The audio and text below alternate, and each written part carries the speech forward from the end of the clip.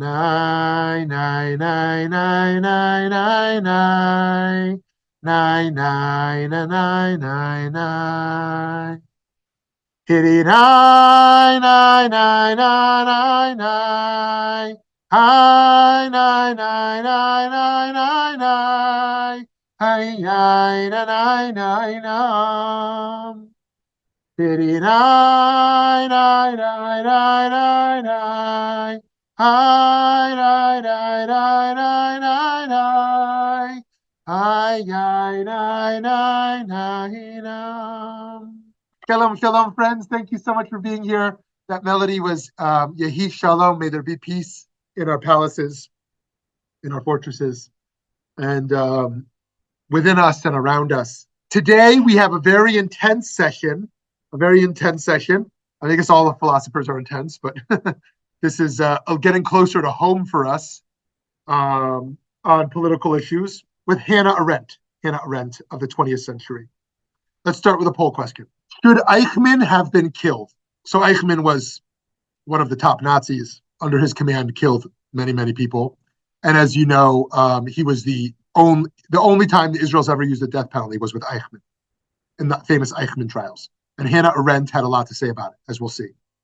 Option 1, no, the death penalty should be abolished in all cases. Option 2, yes, I don't support the death penalty in general, with only very rare exceptions like this. Option 3, yes, I strongly support the death penalty for all kinds of evil people. Okay, very interesting. 50% said no, the death penalty should be abolished in all cases. And 50% said, yes, I don't support the death penalty in general, but only with very, very rare cases such as this. Okay, so we're going to get into that issue a little bit today. Okay, dear friends, what causes people to do evil? Do they set out to harm others? Or do they lack free choice by finding themselves in evil systems? What can be done about the problem of authoritarianism? Born in Germany into a secular, Jewish, middle-class, progressive family, those are a lot of adjectives, so I'll say those again. Secular, Jewish, middle-class, progressive family, Hannah Arendt would become one of the most influential political philosophers of the 20th century. In her higher education, Arendt received just about the best German philosophical mentorship possible. She studied with Martin Heidegger and Edmund Husserl, and her doctoral supervisor was the existentialist philosopher Karl Jasper. In 1933, the year after Hitler came to power, Arendt was arrested for doing research into anti-Semitism, which was illegal. She was eventually released from prison, and she fled Germany, ultimately landing in the US. Having been a Jew imprisoned in Germany, Arendt's awareness toward restoring the social well-being of Jews was acute, and she helped many young Jews immigrate to Israel. She would go on to write many influential books, become Princeton's first female full professor, and even had an asteroid named after her. Yes, there's an asteroid named after Hannah Arendt.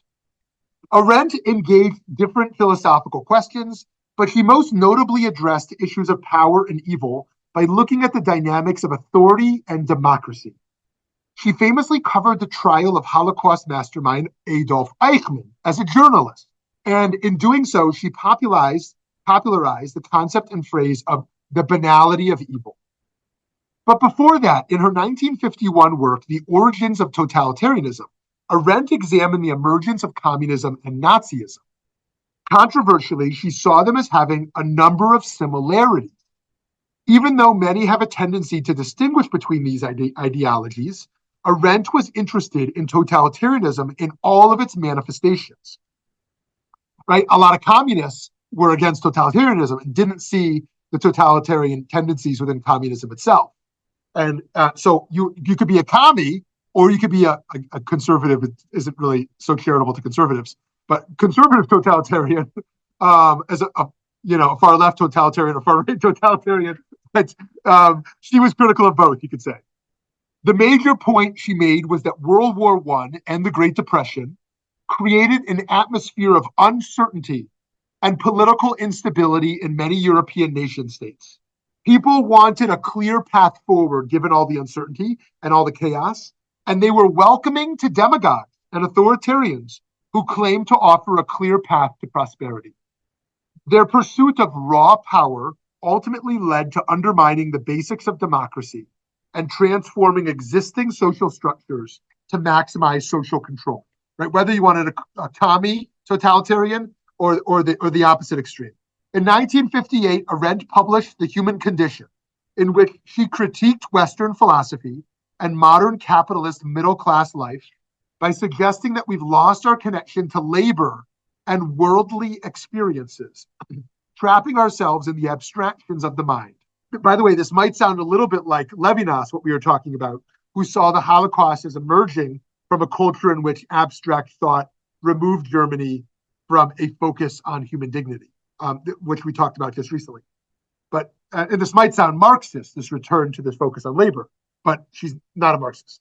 She questions if we may have lost the sense of a public sphere where an individual can act politically and distinguish themselves, and instead, all we have is a private sphere where individuals pursue their self-interest in a consumerist fashion. And so Arendt wanted Western philosophy to return a premium on the concrete, not just the abstract. In her work of 1963 called On Revolution, I know none of us were alive in 1963, but in that work on revolution, Arendt opposed the idea of Marx and Hegel that revolutions are the products of historical forces. Rather, she believed that revolutions come from direct action, right? Let's remind ourselves, Marx and Hegel, I mean, it's complicated stuff, but Marx and Hegel think that history is pushing us towards revolutions, towards these paradigm shifts, and they're almost, I don't want to say inevitable, but one might say that.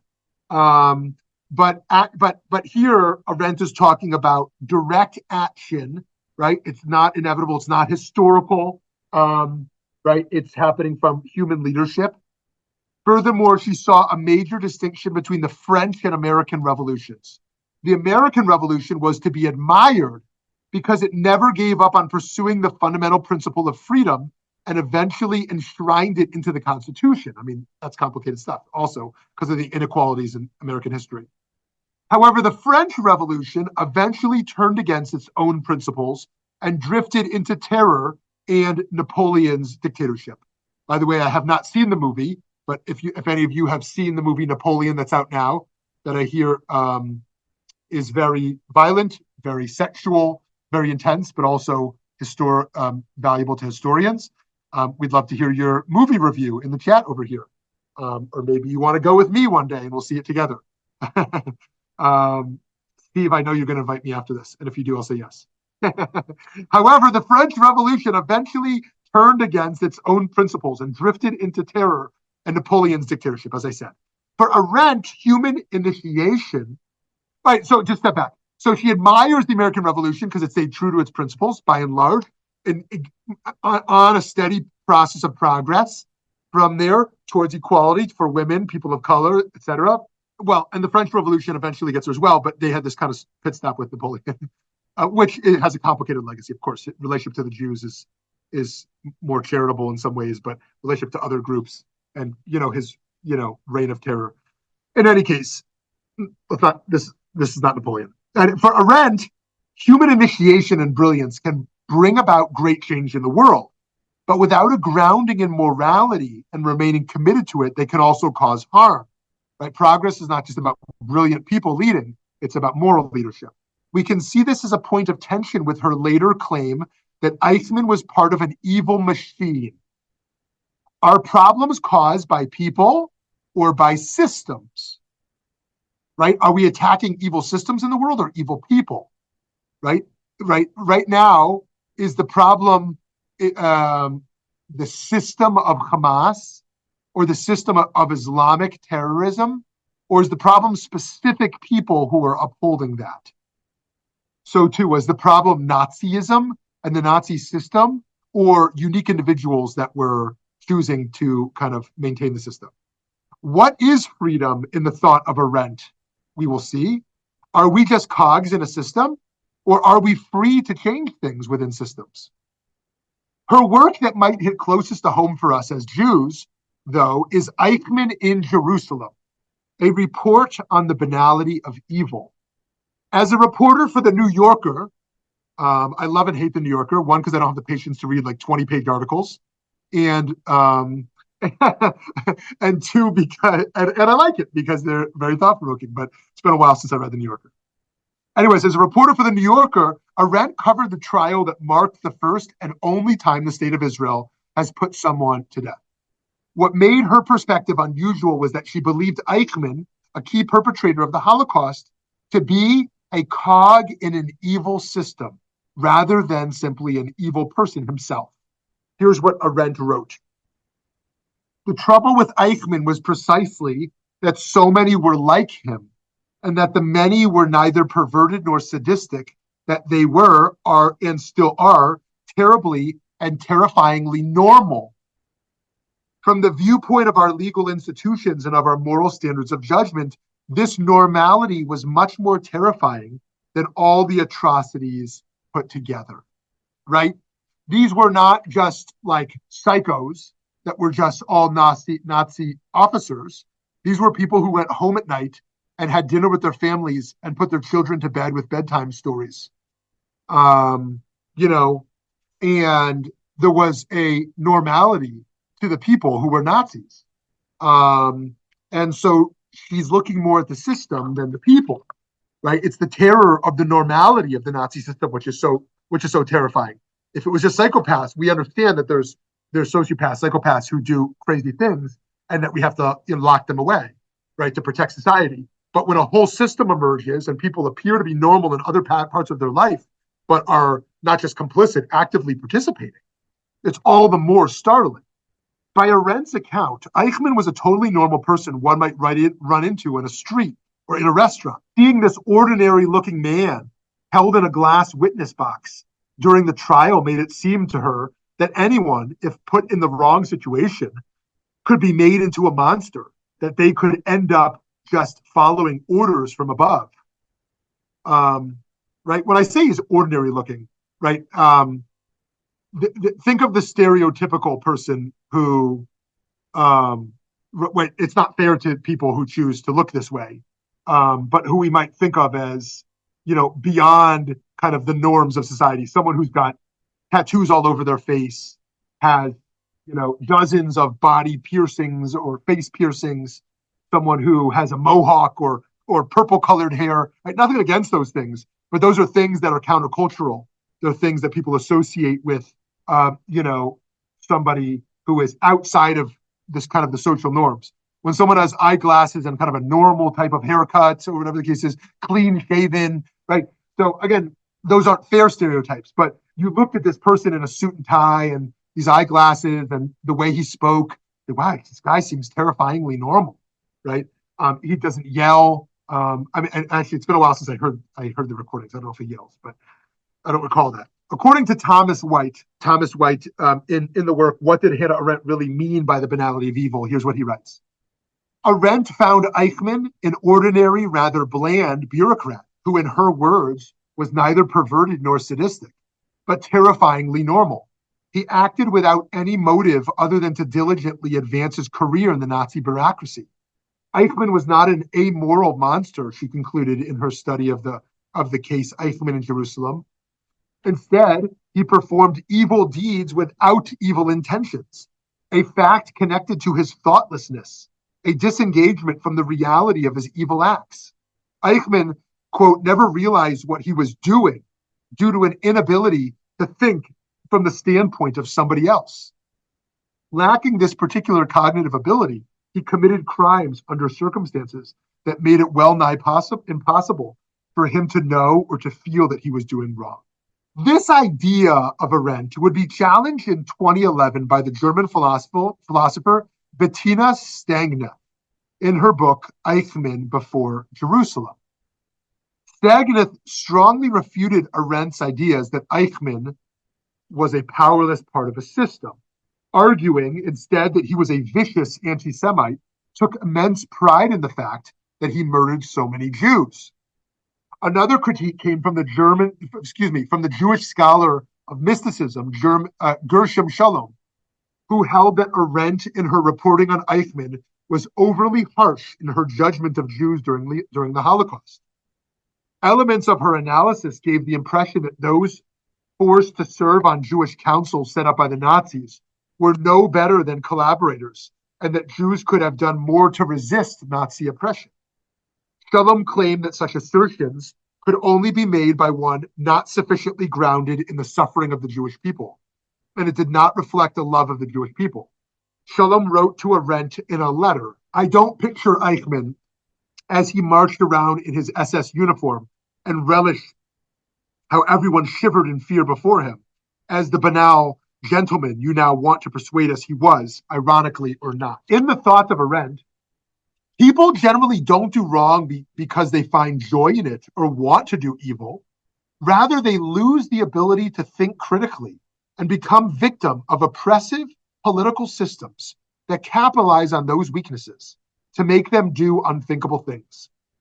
Arendt was so deeply interested in politics, and she believed we have to repair these systems that have such a profound impact on skewing people's moral decision-making. Arendt ultimately concluded that while Eichmann did not set out to do evil, he had become a person unfit to live among the rest of us. She wrote, "And just as you supported and carried out a policy of not wanting to share the earth with the Jewish people and the people of a number of other nations, as though you and your superiors had any right to determine who should and who should not inhabit the world, we find that no one, that is, no member of the human race, can be expected to want to share the earth with you. This is the reason, and the only reason, you must have." It is important to note that whatever specifically brought Eichmann to do what he did, his case remains the only time that Israel has used the death penalty. To this day, it is debated whether even this one exception should have been made. However, most Jews would agree that even if one is against the death penalty generally, the scope and irrefutable documentation of Eichmann's brutality made the death penalty warranted in such a case. This approach is not far off from what is expressed in the Talmudic tradition, that humans are capable of justly carrying out the death penalty only in exceptionally rare cases, if ever.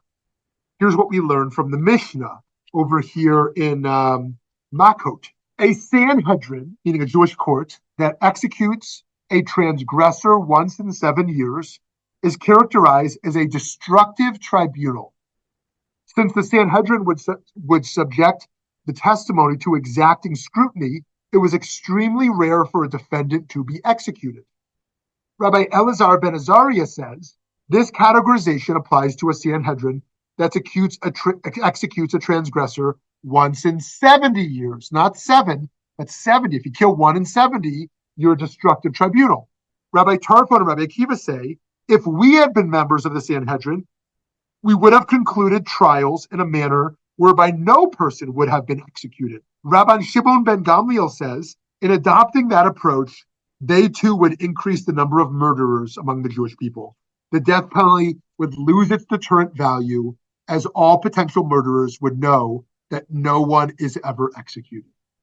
So, if you want to make the case for death penalty in Jewish thought, you would quote Rabbi Shimon ben Gamliel, who says the death penalty is a deterrent to make potential murderers pause before they act. And if you want to make the case against death penalty, you have Rabbi Tarfon and Rabbi Akiva and Rabbi Elazar ben Azariah, who basically argue it should be very rare, if ever, used because of the potential for error. This debate is important to think closely about today, as it remains contentious in Israel whether terrorists should be executed. Right? If someone was known to have committed an act of terror and killed people, should they be executed? And many Israelis think yes, many Israelis think no, many are conflicted. How much should immersion in a destructive culture be a mitigating factor for the punishment of an individual? What if you found that this, 20-year-old member of Hamas, raised with Hamas ideology and was never free to think beyond it, and his family was going to receive money for him killing himself? Would even a senior soldier in a totalitarian or terrorist regime have little choice in their actions? Or is it just the juniors who are following orders? If someone is no longer a danger to others anymore, what is there to gain by killing them? Should we do it for justice? Should we do it for revenge? Should we do it to make them as an example to deter future killers? A wise reading of the religious, philosophical, and sociological wisdom would tell us that the death penalty should almost always be avoided, one might suggest. In my interpretation of Arendt, I believe one of her goals was communicating that to prevent evil from reoccurring, we cannot place all the blame on individuals, right? The bad apples, so to speak. We must see the role of the systems that produce evil and ensure that those systems don't continue to emerge. It may look as though Arendt was weak, giving a partial moral pass to Eichmann, but she wanted to go after totalitarianism at large. She had a bigger fish to fry, right? Not just hanging Eichmann, but actually taking down the structures that enable such systems to exist. Many decades later, with authoritarianism and fascism reemerging in the world to a not insignificant level, we can see how the worst in people can be brought out by what is around them. That this is true not only with Putin or with Trump or Bolsonaro, but with the whole populist mindset that they exploit. To be sure, Arendt's critique of totalitarianism was certainly tied to her views on combating anti-Semitism. Perhaps the lesson we can take from Hannah Arendt is less about the banality of evil and more about the fragility of justice and how diligently it must be protected and cultivated. Okay, friends, that was a lot to throw at you. We've got a small group today due to our date change, so I would love to hear from each of you. Hey, Steve. Rabbi, Hi. you just used the phrase banality of evil, and I was in another mindset at the time, and I don't recall what you were referring to, if you can recall. That's a great question. And the short answer is I don't exactly know what she meant. The longer answer is what is generally considered, what we're generally considered to be talking about here, is about this question of first, if we just think about the notion of banality, meaning there's something unoriginal, there's something normal, something uncreative. Part of what she's talking about here with the banality of evil is how kind of normalized it can be, how mainstream it can be, how people who, for lack of a better, phrase, seem to operate like the rest of us can participate in such evil processes. That when we think of evil, we think of this atrocious, abnormal person who is outside the norms of society. And in her looking at systems and societies where evil becomes pervasive, that there's a banality of evil, something that is so terrifying because it is so widespread and not rare. Does that make sense? Yeah. Thank you for asking. Hopefully we'll circle back to hear more from you, Steve. Arnie, would love to hear from you, Arnie. It seems to me that I saw the rabbis in general were tried very often to soften the dictates in the Torah and in the Talmud. Generally a valid observation. That's a great question. So to make sure I understand what you're saying is that that the rabbi, one of the roles of the rabbis is to soften some of the laws of the Torah. Is that what you're saying? Yes, I can give you an example if you'd like. Yeah, please. Yeah, feel free to give as many examples as you like. This is fictitious, but I think it's pretty true to form. And the book, The Beauty Queen of Jerusalem, one of the characters is a bastard, a mamzer, and he wants to marry a non-mom, a lady who's a non-mamzer. Yeah. And so he goes with his mother to the rabbi, and the rabbi's looking for ways that he would not be a mamzer. Exactly. Great. There are so many examples, and I'm so glad you brought this up. Your example of the mamzer, the bastard child, is a classic one. We could also talk about the wayward child, the child who is supposed to be stoned to death. We could talk about the sota, this trial for this potentially adulterous woman. We could talk about the get, women getting divorced, and then a very classic case, our case of the death penalty here. And yes, again and again, the rabbis of the Talmud take laws of the Torah that seem harsh and to not align with their moral sensitivities, and engage in a Talmudic process of softening them, of making them either extinct or incredibly rare in terms of their application. So and they do it in a kind of a painstaking, and a long painstaking process that really shows a sensitivity to the text. They're not saying, oh, that's immoral, we reject that. They're saying, oh, no, of course that's the law, but here's why it doesn't really apply, or here's all the new conditions you need. They say, of course the death penalty is still there, but here's what you need to do for it to happen. You need to have two witnesses present, and the two witnesses need to go to the perpetrator at that moment and say, do you know you're about to kill this person? And the potential killer says, yes. They say, do you know if you kill them that the death penalty will be why? And he says, yes. And do you know, blah, blah, blah, blah.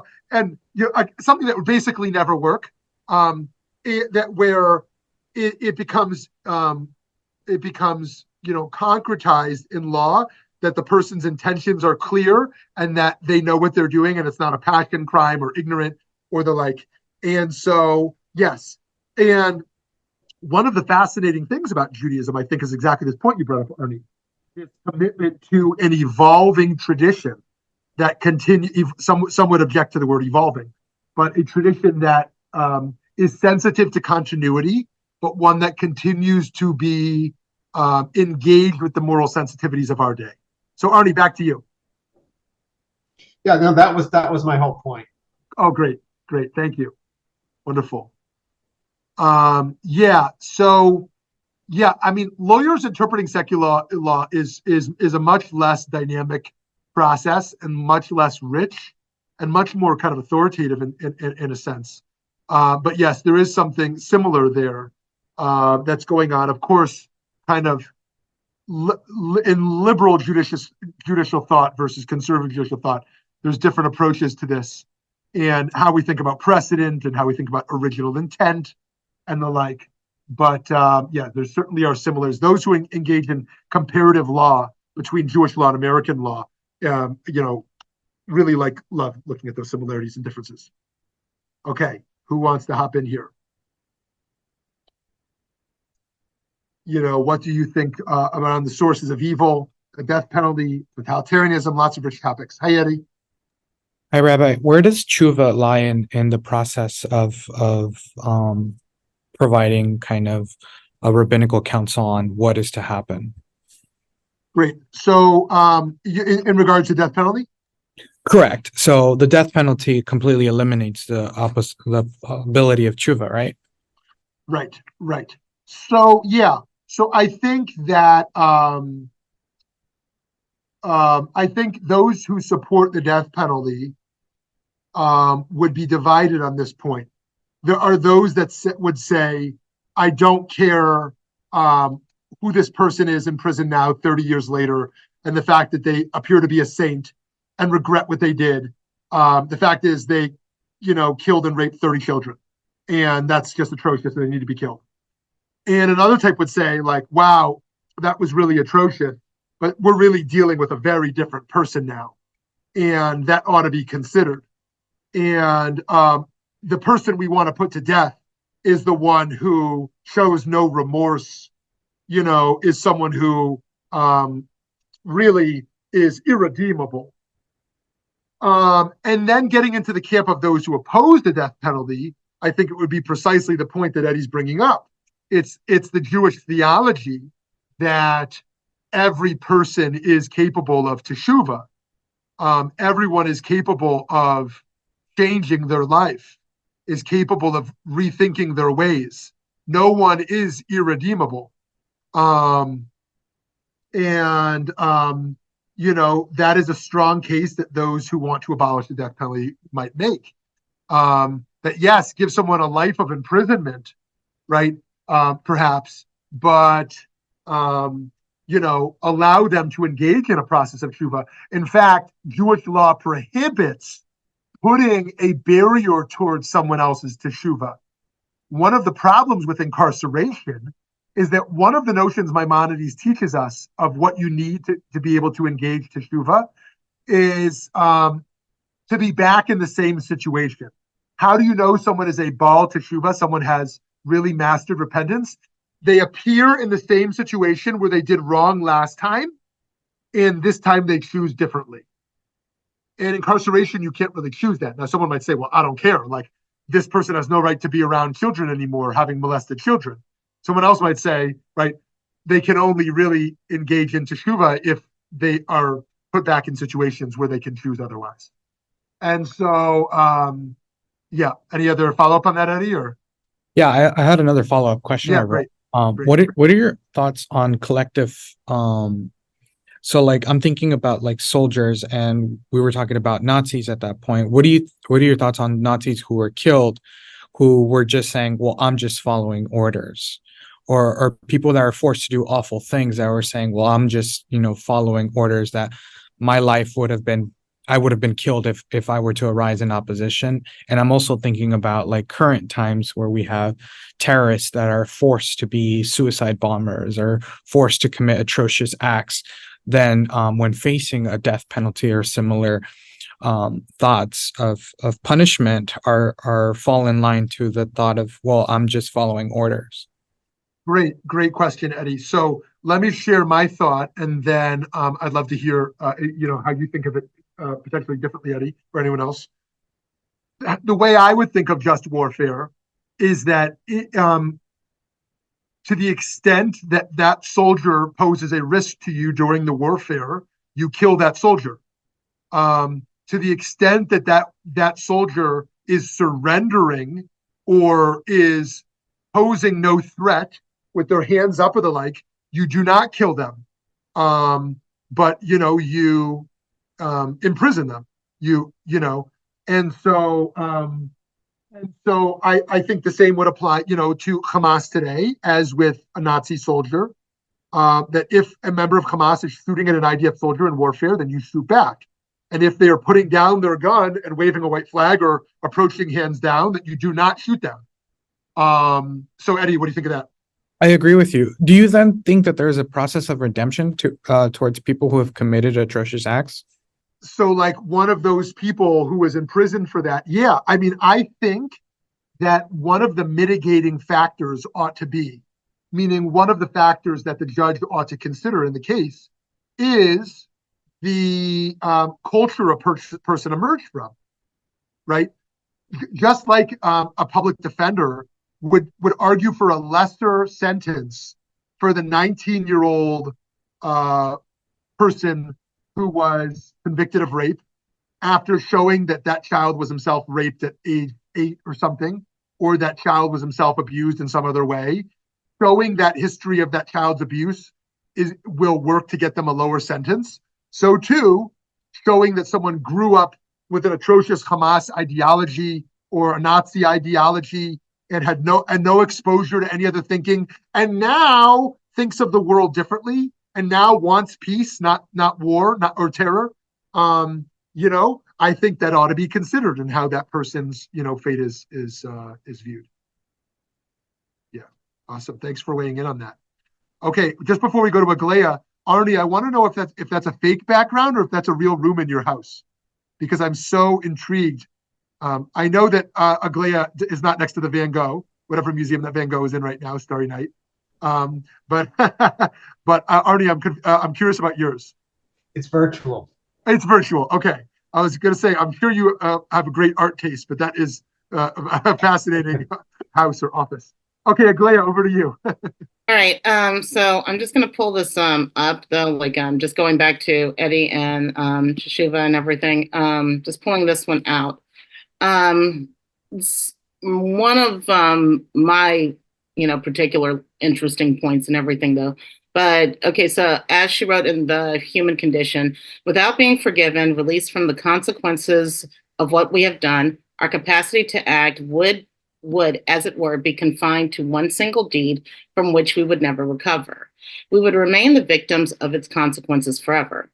And yeah, so that's there's also the other part about like the promises, like the promise of growing and not doing it again and all that other stuff. But I'm kind of curious though, like um considering things with the way that a lot of people say the person who's been in prison for being not the best person on earth. They've been in prison for all kinds of like awful crimes and they've got a life sentence and everything though. And they've shown, that they are remorseful and everything like that. There are some people out there who are just not going to be, appeased no matter what. Now, if I don't know if you like remember what I wrote about Maimonides and everything though, but Maimonides says it's not cool to refuse to be appeased also, no matter what this person does.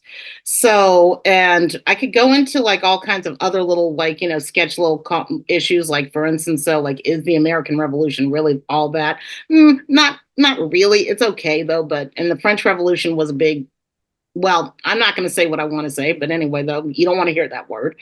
But anyway, though, like I'm just thinking about it in terms of, a lot of the time, though, people just refuse to be appeased. And so is the person who did this now being victimized by their refusal to appease?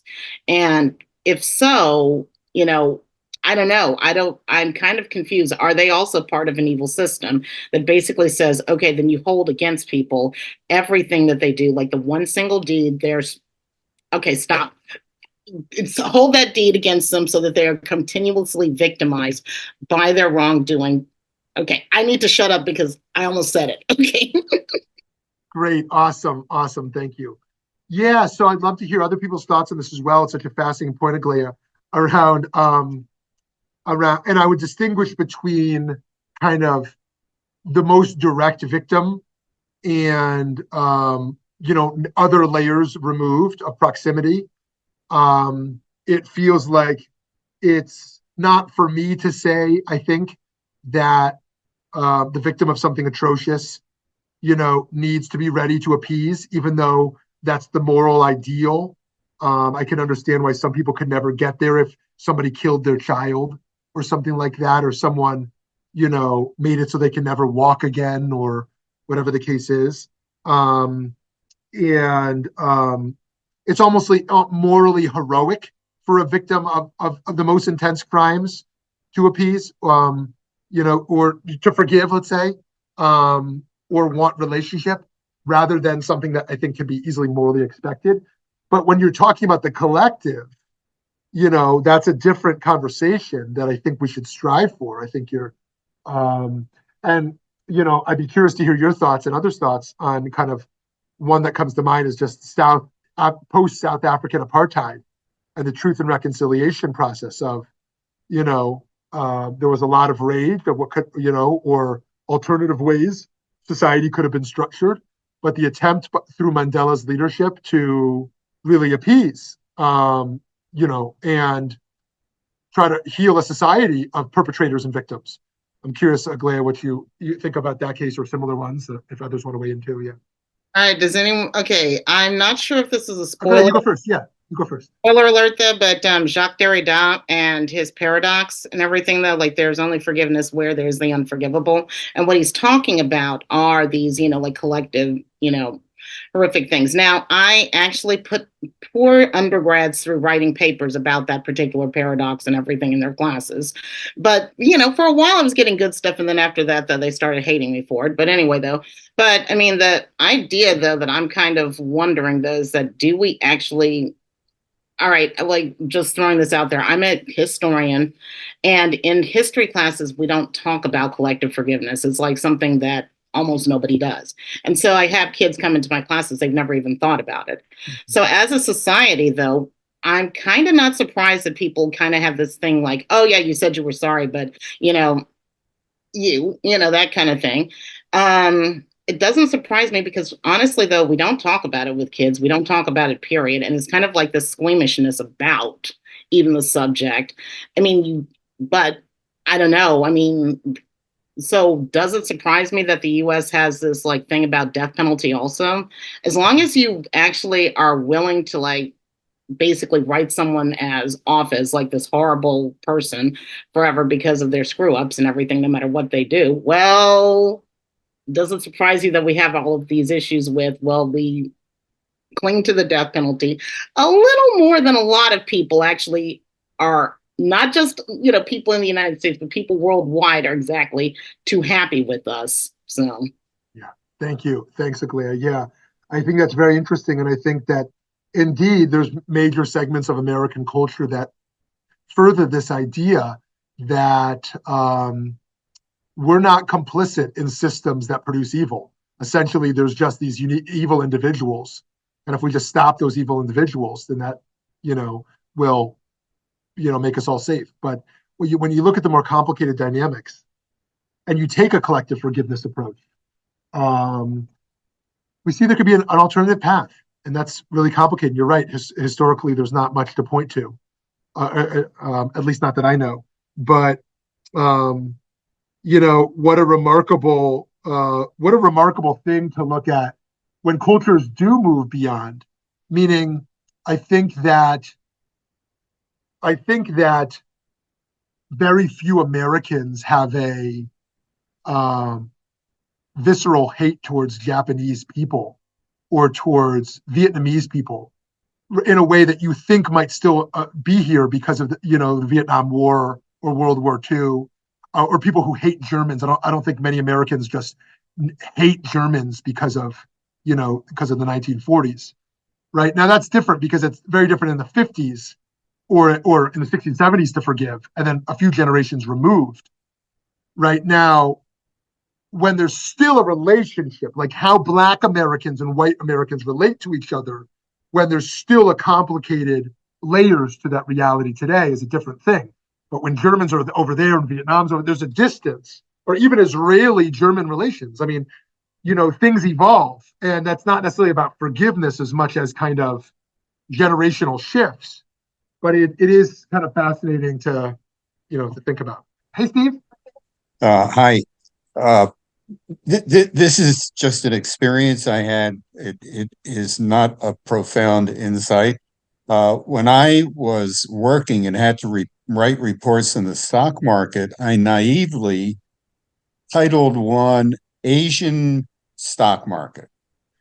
And somebody really chastised me and said, you can't do that because there still is in Singapore and other countries a disdain for everything Japanese. And in fact, in Singapore, I believe they have parks and exhibits devoted to the massacre of the Singaporeans by the Japanese. So I had to distinguish between the two. That was about 15 years ago, and I asked someone who has long since taken over my job, and she said, no, we don't have to make that distinction anymore. There's been kind of a forgiveness just by the aging of the horror show, as opposed to actual teshuvah or anything like that. And so it's just an observation. It's not so much an insight. Thanks, Steve. Very interesting. Curious if others want to engage with that or move us in another direction. Anything is great. Thank you. okay, can I just jump in really quickly and just throw something in? Yeah, All right. please. Sorry, Eddie, I don't mean to interrupt your question, but okay. So, just speaking about that with the Japanese, I remember my sister telling me something about, that there was a conversation at lunch in which, there were a lot of, mean-spirited things said about the Japanese during World War II and how Hiroshima was a good thing. And this was said in front of a Japanese citizen.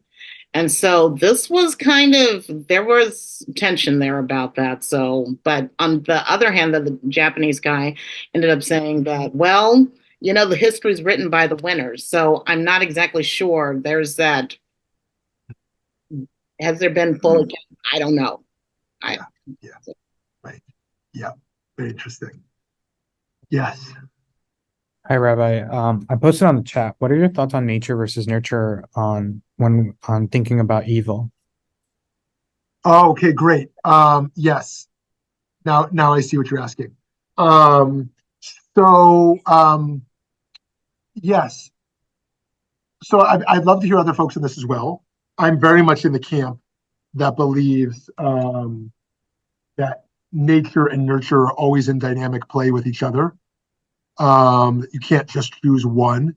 People are not just their nature, nor are they just their nurture. That one's nurture can change, or bring to animate, or downplay aspects of one's nature. We know this. I mean, there's lots of empirical studies, and so I think that one of the scary things around the idea of the evil gene. I haven't. It's been years since I read about this. Maybe someone can weigh in on this. The attempt to identify the evil gene, right, and how we might contain someone who had this, and kind of, the argument is that we'd make society safer by people with the evil gene being contained, and yet the obvious injustice around, well, they didn't do anything wrong, right? How can you punish someone like this? And so I think that, yes, there are people who are born who are going to be more likely to engage in acts of evil, however we define those. And their nurture is going to, help to shift how that plays out. But it's a mystery, right? Was Hitler destined from birth to be a Hitler? Was it part of how he was nurtured? Was it part of the culture he was in, and his historical time? These things are mysterious, and I'm kind of skeptical of those who want to, paint very clear pictures as to why someone does acts of evil that they do. I think it is very mysterious, and I although I do support, again, demonstrating mitigating factors that might show why someone's sentence might be less based upon how they were nurtured, poorly. But Eddie, I'm curious what you think about that. Do you want to weigh in on that, or? Yeah, no, I think it's interesting when we think about the way some folks kind of give reason to why some people commit atrocious acts of evil, saying like, they have a history of oppression, pain, abuse. But then again, there's other stories of people who survive the exact same things and don't do it. I think about school shooters who oftentimes what we hear in camps is, well, the reason why is because they were abused, they were bullied, and that's why they did it. But, so many other kids are abused, bullied, and they don't shoot up schools and grow up in extreme poverty, grow up in the same circumstances. So then do you think, well, is it in the nature of the kid? It's such a complex thing that I'm holding within, as we're also thinking about the atrocities that are happening in Israel. Totally. Yeah. Thank you. And interesting enough, sometimes people are inconsistent on when they hold nature versus nurture. Think about the political debates around someone who's trans, or gay. Someone will say, well, they're born like that, right? Someone will say, no, it's because of how they were mothered, right? Or it's because of the culture of our time, right? And based on one's political ideology, regardless of whether they have any empirical experience or any scholarly information around nature versus nurture, they take a hard stand. I'm a liberal on this. You're born gay, you're born trans, and I defend that you were born that way. You're conservative, you say, no, nobody's born that way, right? Our culture is emphasizing that. They were parented a certain way, right? They were encouraged, right? And it seems almost everyone is in one of those two camps based upon their ideology of LGBTQ rights, which is sort of interesting.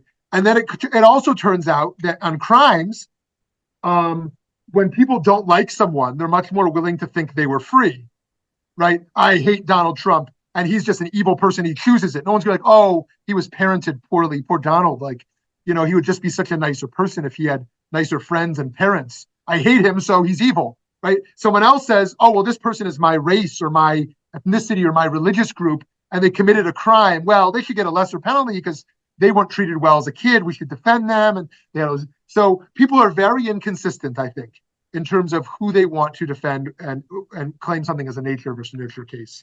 So Aglaia, you get the last comment because we're here at time.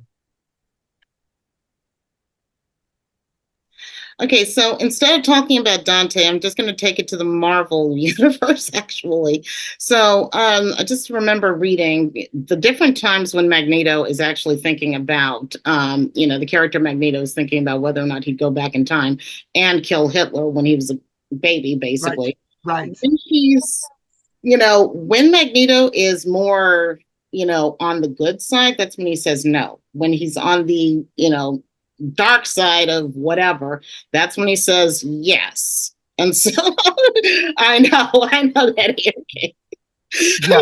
Anyway, that's when he says yes. So I don't know, my concern there is that even if we were, I don't know, even if we were to find some sort of evil gene, it just looks to me like something like, okay, so how did you, like you said, this genetics, how do you know 100%? The other thing that I wanted to throw in there, though, about that, and I'm starting to lose my train of thought because I'm kind of out there today, though, but it was about historically. I'm going to tell you there are enough historical precedents. Our society is not actually what made someone transgender or gay, or it's not the acceptance. That is something that's been around forever. And I can actually bring you enough. That's what I want to tell these people. I can bring you enough historical examples that but in their minds, though, this was actually created by society. So my final word on the subject, though, is that I think that people bring out that argument because there's no actual clear clear answer to the question, so that they can basically get their way in an argument. Now, that's just me being kind of, like skeptical as usual, though. But you bring out, okay, so you are on the nurture side 1 minute, and then you're on the nature side the next minute, basically based on whatever it is that you want to say. So I don't know. That's just I don't know what's convenient for you. So anyway, are you okay? Fascinating. Excellent points. Thank you all. It's great to learn from you all. So many interesting points about our skepticism, but also our optimism in the human spirit, and to what degree we should be thinking about individuals' development versus societal development, and what it is we want to change and what we want to believe in, the goodness of the person, the goodness of the collective, or where we want to be skeptical. So much more to discuss here, and I look forward to continuing with you. Have a beautiful day. Many blessings to you in 2024 for good health and success. Hope to see you all soon.